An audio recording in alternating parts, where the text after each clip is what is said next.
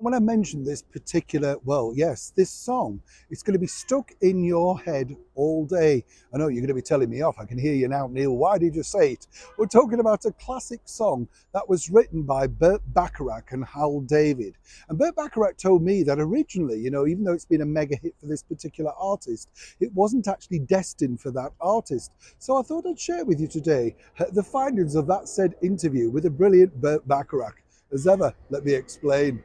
Hi, good morning. Neil Sean here. Nice to have your company. And as ever, thank you so much for joining me. Yes, we'll have a wave. It's a bit chilly out here today. I know. Well, I do put the coat on and then I take it, because it rattles, with the microphone. Yeah, you know what I mean. Shut up, Neil. Get on with it. I know. But you know what I'm saying? Have you got that? The coat. And you feel like some sort of a bottomless space person, don't you? Or snowman or something. Everything rattles and creaks on the coat and you think, no, Plus the fact, bit bulky. I know. Waffling. Get on. Yes. Anyway, Burt Bacharach, as I say, lucky enough to meet him many times, lucky enough, in fact, to sing at his piano. Yes. And a wonderful man, created so many mega hits. Everybody knows the mega hits, of course, like Anyone Who Had a Heart and all of those other wonderful songs, Say a Little Prayer, Aretha Franklin. But there were so many more that people do forget. For me, I quite like his a version, I think, A Better Man for Having Loved You by Engelbert Humperdinck. What a song. I mean, incredible, isn't it? Just a wonderful song. But Burt Bacharach told me this. You see, one of his biggest hits was none other than this. Now, remember, I did warn you. Magic Moments. That's right, by Perry Como. It's in your head, isn't it? Already, you see what I mean? Now, apparently, this took Burt minutes to write. He just came to him in the morning, and by the time they sat down in the afternoon with the lyricist Hal David, it had all come together. But you see, the song originally was going to be for the brilliant entertainer Bing Crosby. Now, again, when you think about that, you just can hear, can't you, Bing Crosby singing it. Well, Bing did a version finally of the song long after the superstar that was Perry Como, who took it all the way to the top of the charts in 12 countries.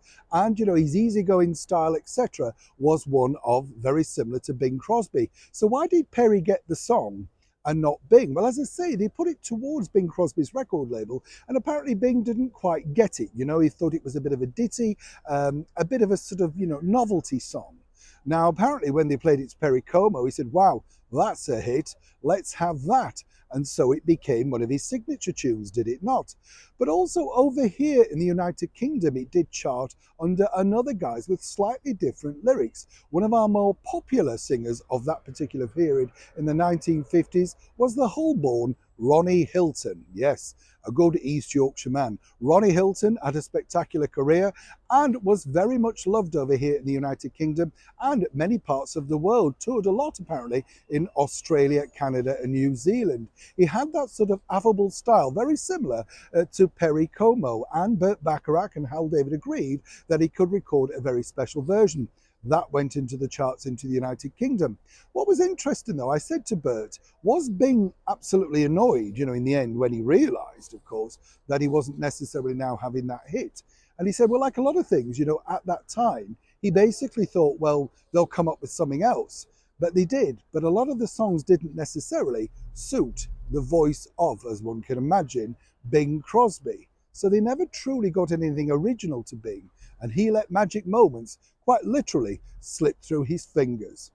Fascinating stories behind all of these mega hit songs. And as I say, Burt Bacharach was a man that I was absolutely delighted, thrilled and honoured to meet.